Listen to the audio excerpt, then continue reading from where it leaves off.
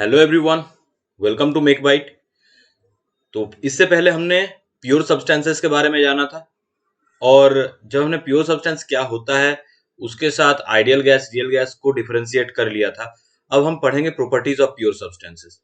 तो प्रॉपर्टीज हमें देखना है, क्योंकि हमें आरएसी आईसी इंजन या फिर जो हमारा पावर प्लांट इंजीनियरिंग जो सब्जेक्ट है वहां पर यही सब प्रॉपर्टीज का कैलकुलेशन काम में आएगा।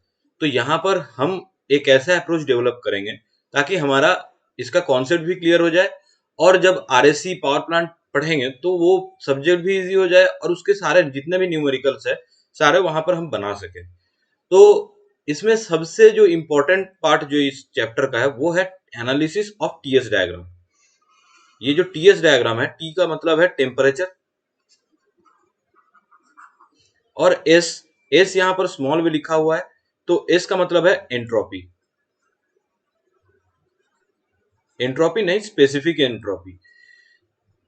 मतलब एंट्रोपी को मास से डिवाइड कर देंगे, कैपिटल एस को अगर हम मास से डिवाइड किए तो यहाँ पर ये स्मॉल एस आ जाएगा। तो यहाँ पर यही जो टेम्परेचर और स्पेसिफिक एंट्रोपी के बीच में जो डायग्राम बनेगा उसे हम टीएस डायग्राम बोलेंगे और उसमें मतलब एक ऐसा एनालिसिस करेंगे कि कोई भी कर्व हम टीएस डायग्राम में ड्रॉ करें उसका हर एक पॉइंट में क्या प्रॉपर्टी का क्या वैल्यू है वो हम निकाल पाएंगे। तो अब बढ़ते हैं आगे। यहाँ पर क्या है कि understanding of various regions and lines and points of TS diagram. तो यहाँ पर अगर मैं एक टीएस डायग्राम बनाता हूँ, ये मेरा टेम्परेचर एक्सिस हो गया, ये मेरा एंट्रोपी का एक्सिस बन गया।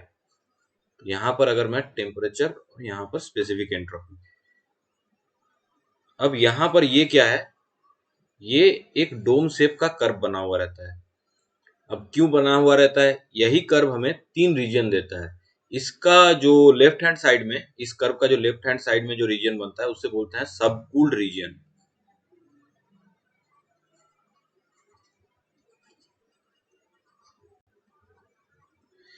जो ये कर्व का जो राइट हैंड साइड में जो रीजन बनता है इसको हम बोलते हैं सुपर हीटेड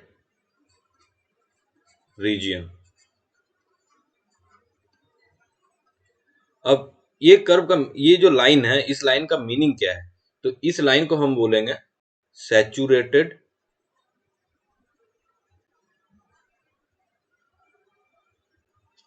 लिक्विड लाइन। और ये जो सुपर हीटेड रीजन का पास ये जो लाइन है इसे हम बोलेंगे सैचुरेटेड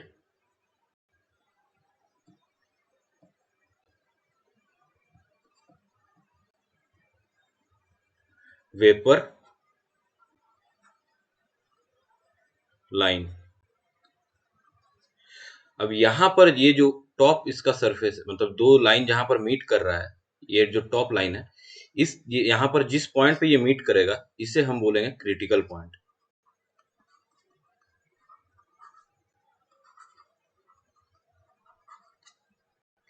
अब इधर इसका लेफ्ट साइड में सबकूल्ड रीजन है, इस डोम शेप का राइट साइड में सुपर हीटेड रीजन है, तो बीच में भी कुछ रीजन होगा, तो इसे हम बोलेंगे वेट रीजन।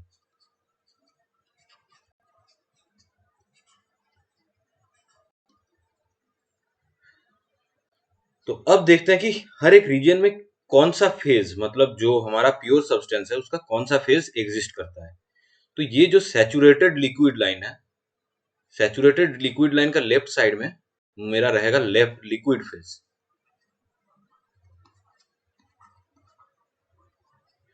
और ये जो सैचुरेटेड वेपर लाइन का जो राइट साइड का जो पार्ट है वो यहाँ पर मेरा जो प्योर सब्सटेंस रहेगा वो रहेगा वेपर फेज में।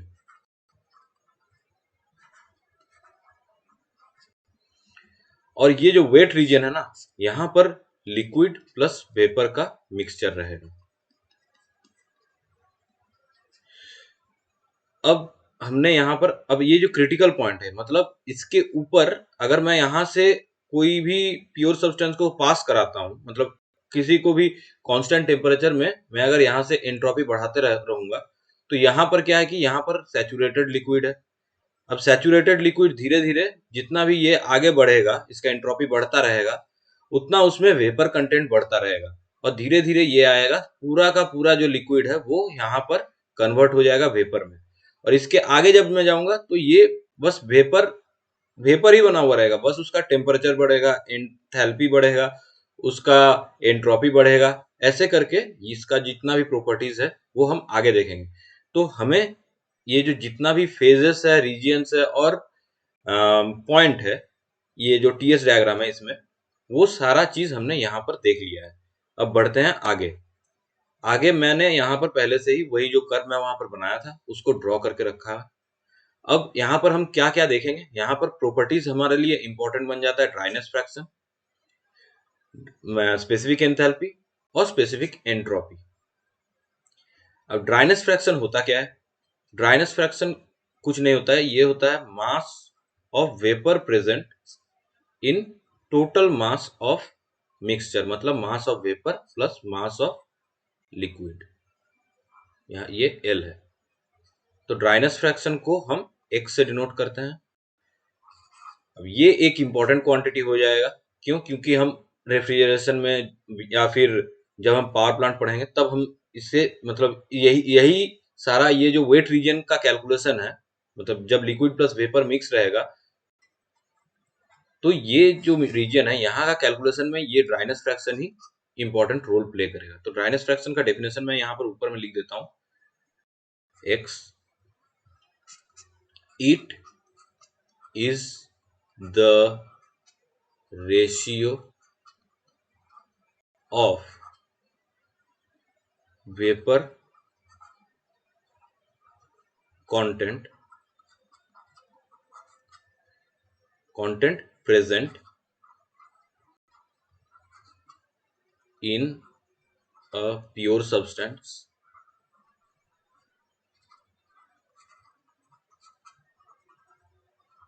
in the wet region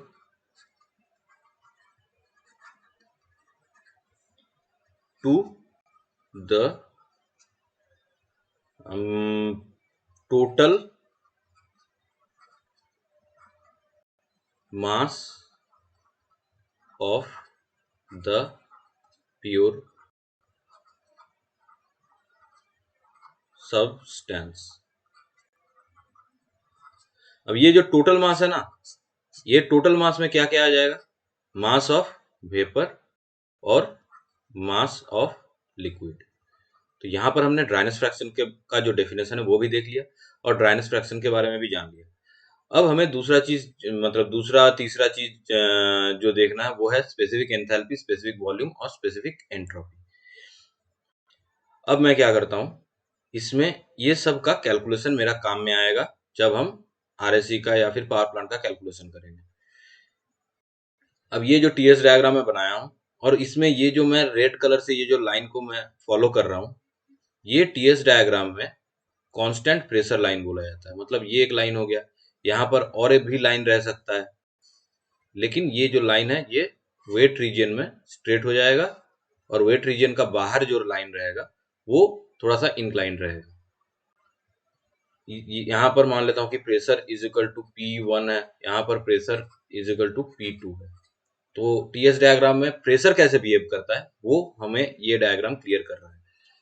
अब यहाँ पर मैं स्पेसिफिक एंथैल्पी, हाँ उससे पहले और एक बात बता देता हूँ कि स्पेसिफिक एंथैल्पी का साथ मैं स्पेसिफिक वॉल्यूम लिखा हूँ इसीलिए क्योंकि स्पेसिफिक एंथैल्पी और स्पेसिफिक वॉल्यूम हम मतलब जैसे हम स्पेसिफिक एंथैल्पी कैलकुलेट करेंगे वही सिमिलर प्रोसेस से हम स्पेसिफिक वॉल्यूम भी कैलकुलेट कर लेंगे। तो यहाँ पर अभी हम बढ़ते हैं स्पेसिफिक एंथैल्पी की तरफ। तो यहाँ पर अगर मैं स्पेसिफिक एंथैल्पी देखूंगा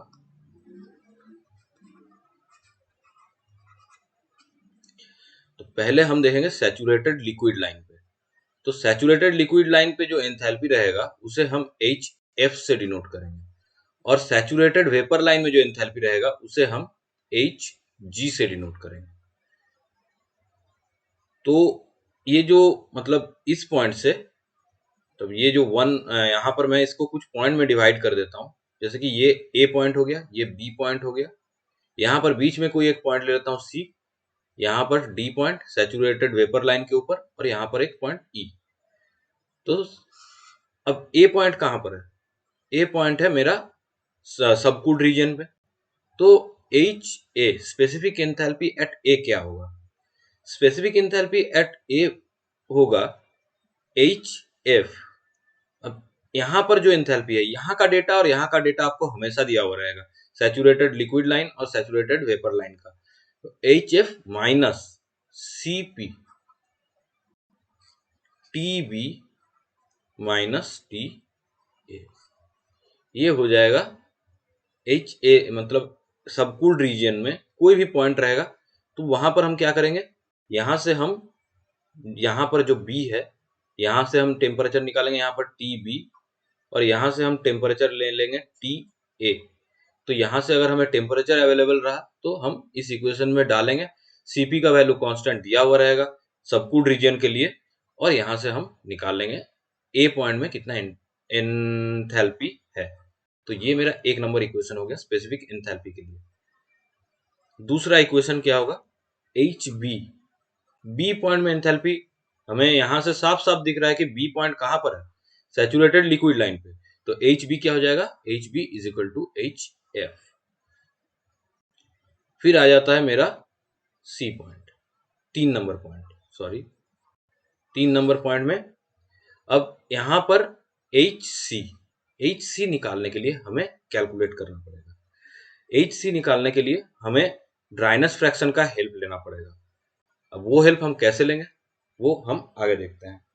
तो यहां पर क्या आ जाएगा, H C is equal to, अब यहां पर एच एफ है, एच एफ से हमें थोड़ा आगे बढ़ना है, तो यहां पर क्या आ जाएगा, H F multiply plus x जितना इसका ड्राइनेस फ्रैक्शन है, multiplied by H G minus H F. ये हो जाएगा, मतलब ये जो H G minus H F है, यहाँ पर ये इस पॉइंट का एंथैल्पी डिफरेंस है, और उससे हम मल्टीप्लाई कर देंगे सी पॉइंट का जो ड्राइनेस फ्रैक्शन है। यहाँ पर मैं एक सी लिख देता हूँ, सी पॉइंट का जो ड्राइनेस फ्रैक्शन है वो। यही इसी डायग्राम में मैं एक काम करता हूँ कि एक सी कितना होगा वो हम कैसे डिटरमाइन करेंगे, क्योंकि मैंने ड्राइनेस फ्रैक्शन का डेफिनेशन बता दिया है, लेकिन वो कैसे कैलकुलेट करेंगे वो अभी तक मैंने नहीं बताया है। तो उसका एक ओवरव्यू यहाँ पर मैं दे देता हूँ। यहाँ पर अगर मैं ये जो लाइंस ड्रॉ कर रहा हूँ, ये हर एक पॉइंट का ड्राइनेस फ्रैक्शन का लाइंस है। तो यहाँ पर जो मेरा सैचुरेटेड लिक्विड लाइन है वहां पर x क्या होगा, सैचुरेटेड लिक्विड लाइन पे अगर मैं x का फॉर्मूला लिखूंगा तो एम भी बाई एम भी प्लस एम एल होता है। तो यहाँ पर सैचुरेटेड लिक्विड लाइन पे वेपर कंटेंट कितना है, सैचुरेटेड लिक्विड लाइन पे वेपर कंटेंट है 0। तो यहाँ पर अगर यहाँ पर एम भी है 0, तो यहाँ पर मेरा x भी क्या हो जाएगा, 0। अब यहाँ से धीरे धीरे ये बढ़ेगा, यहाँ पर जैसे कि ये हो जाएगा x is equal to 0.1, x is equal to 0.2 मान लेता हूँ। तो धीरे धीरे यहाँ से लाइन बढ़ता रहेगा, यहाँ पर मान लेते हैं हो जाएगा x is equal to 0.7, x is equal to 0.8, x is equal to 0.9, और फाइनली जब मेरा सैचुरेटेड वेपर लाइन पे आएगा, सैचुरेटेड वेपर लाइन पे मेरा हो जाएगा x इज इक्वल टू 1। तो यहां पर हो जाता है x इज इक्वल टू 1। तो मेरा यहाँ पर क्या है, एम भी, यहाँ पर एम भी की जगह पर तो मेरा एम भी का वैल्यू बैठ जाएगा, मान लेते हैं एम भी रहेगा, लेकिन यहाँ पर एम एल कितना है, यहाँ पर एम एल हो जाएगा 0। तो यहाँ पर एम एल की जगह पर अगर मैं यहाँ पर 0 पुट कर दूंगा तो एम भी बाई एम भी, तो ये क्या हो जाएगा, x इज इक्वल टू 1। तो बस मैंने यही किया है।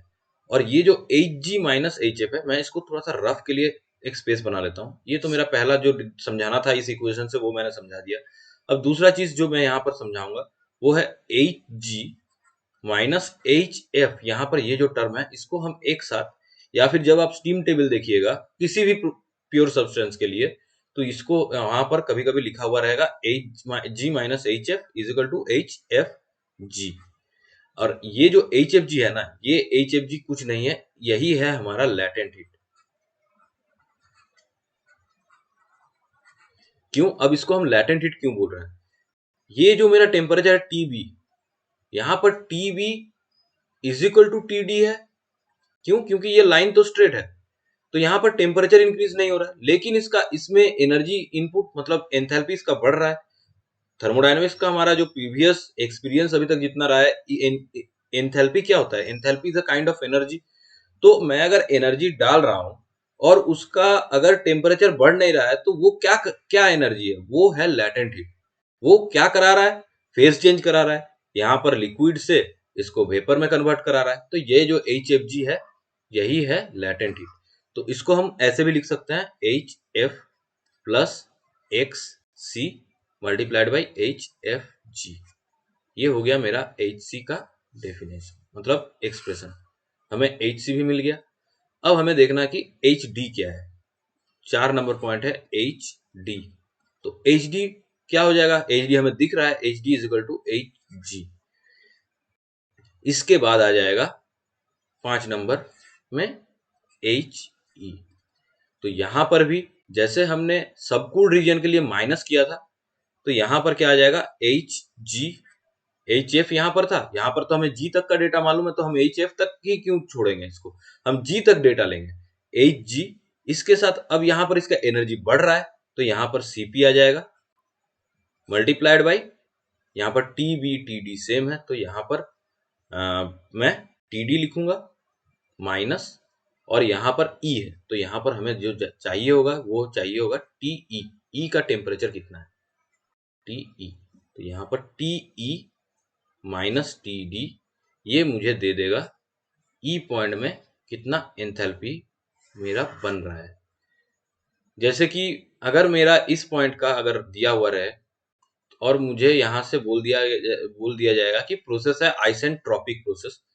अब इस पॉइंट का और इस पॉइंट का हमें पता है, तो यहाँ का मैं टेम्परेचर निकाल सकता हूँ बैक कैलकुलेशन करके। हमें रिवर्स इंजीनियरिंग लगाना है, और मैं यहाँ पर यहाँ का एंट्रोपी दिया हुआ रहेगा। अब एंट्रोपी कैलकुलेशन जब हम करना सीखेंगे, तब हमें वो वाला पार्ट भी क्लियर हो जाएगा।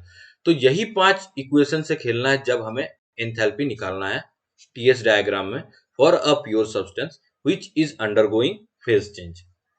अब आगे बढ़ते हैं, यहां पर हम क्या देखेंगे? एंट्रोपी का एक्सप्रेशन।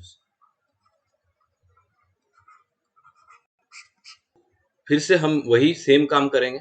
यहाँ पर हम लिखेंगे A, यहाँ पर B, इसके बीच में किसी एक पॉइंट लेंगे जहां पर रहेगा C, यहाँ पर रहेगा D, और यहाँ पर रहेगा E।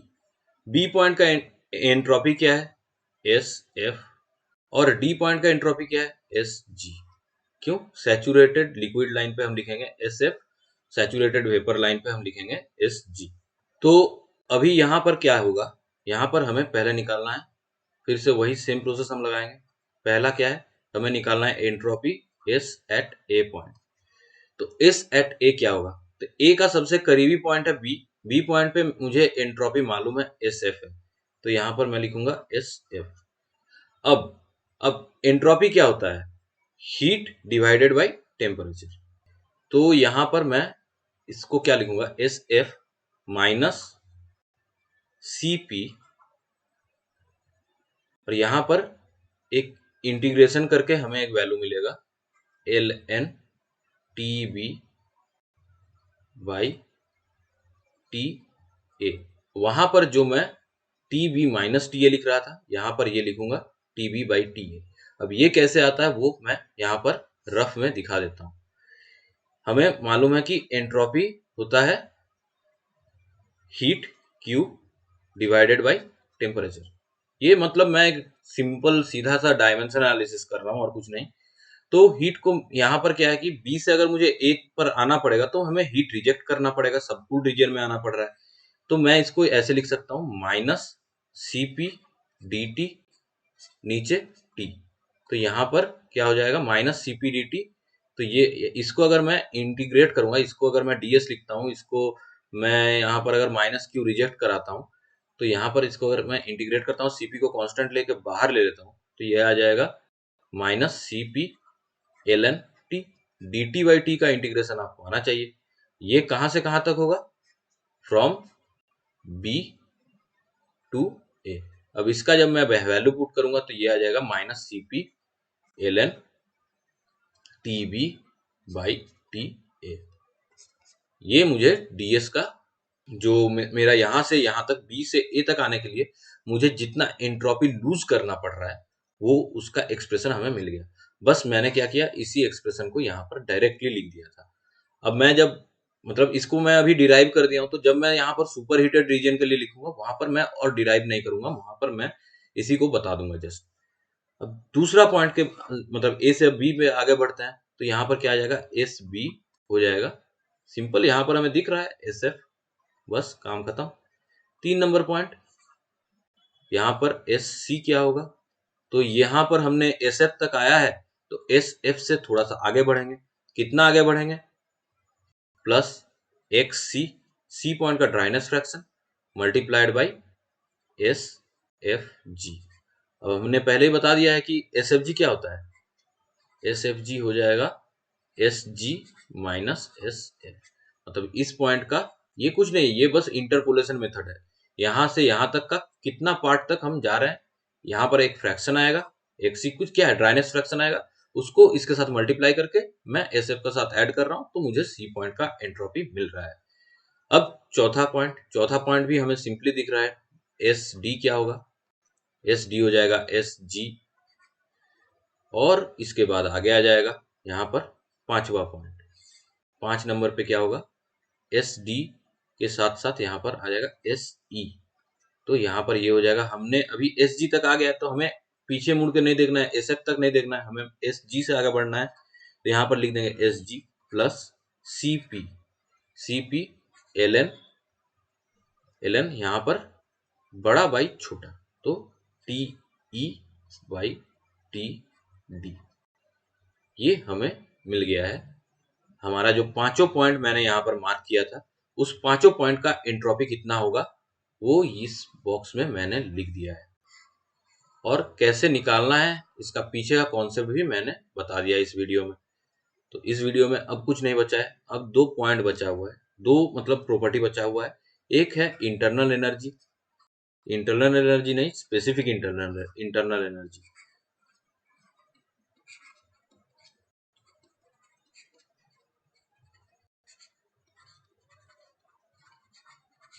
अब मैं एक काम करूंगा तो आपको तुरंत समझ में आ जाएगा, स्पेसिफिक इंटरनल एनर्जी होता क्या है, सीवी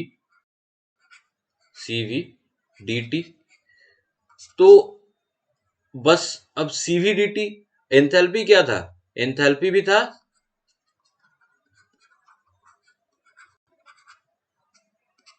सीपी डी टी। तो बस एंथैल्पी का जहां पर हमने सीपी लगाया था, जैसे कि मैं एक एक्सप्रेशन यहां पर लिखता हूं, H is equal to H E, अगर मैं यहां पर लिखता हूं H G plus C P T E minus T D. तो यहां पर मैं अगर इसको मतलब एंथैल्पी के जगह पर मैं अगर इंटरनल एनर्जी यूज करूंगा, तो यू ई क्या हो जाएगा, U G plus C V T E minus T D. बस बाकी पूरा इक्वेशन सेम रहेगा, बाकी पूरा इक्वेशन में एच का जगह पर यू आएगा और यहाँ पर सीपी की जगह पर सीवी आ जाएगा। स्पेसिफिक इंटरनल एनर्जी भी हमने निपटा लिया है, और एक आ जाता है वी, स्पेसिफिक वॉल्यूम। इसका भी कैलकुलेशन मोर और लेस एंथैल्पी का साथ ही इक्विवेलेंट है, तो ये भी अलग से समझाने का जरूरत नहीं है। तो हमने यहाँ पर जो मैं यहाँ पर स्पेसिफिक वॉल्यूम था, इसके साथ और एक चीज यहाँ पर ऐड कर दूंगा, स्पेसिफिक इंटरनल एनर्जी। तो यहाँ पर हमने क्या क्या प्रॉपर्टी देखा, dryness fraction, specific enthalpy, specific volume, specific internal energy, specific entropy. इसमें से एंट्रोपी एंथैल्पी यही दोनों का गेम चलेगा आरएसी में, स्पेसिफिक वॉल्यूम का गेम चलेगा आईसी इंजन में। आरएसी के साथ साथ ये जो दो पैरामीटर है, ये दोनों पैरामीटर हमारा पावर प्लांट में भी काम में आ जाएगा, स्पेसिफिक एंथैल्पी और स्पेसिफिक एंट्रोपी। तो ये जो मतलब मेरा टीएस डायग्राम के बारे में आपको जितना समझाना था वो इतना ही दूर तक था। अब नेक्स्ट लेक्चर में हम और भी कुछ कुछ डायग्राम है, PT diagram, P H diagram, उसके साथ हम देखेंगे ट्रिपल पॉइंट क्या होता है, ट्रिपल पॉइंट का भी डायग्राम देखेंगे। उसके साथ हम वाटर और वेरियस और भी जितना भी प्योर सब्सटेंसेस है उसके लिए लिक्विड, वेपर और सॉलिड रीजन कैसे डिफाइन करते हैं वो भी देखेंगे। तो ये लेक्चर इतना ही दूर तक था, मिलते हैं नेक्स्ट लेक्चर में। Thank you.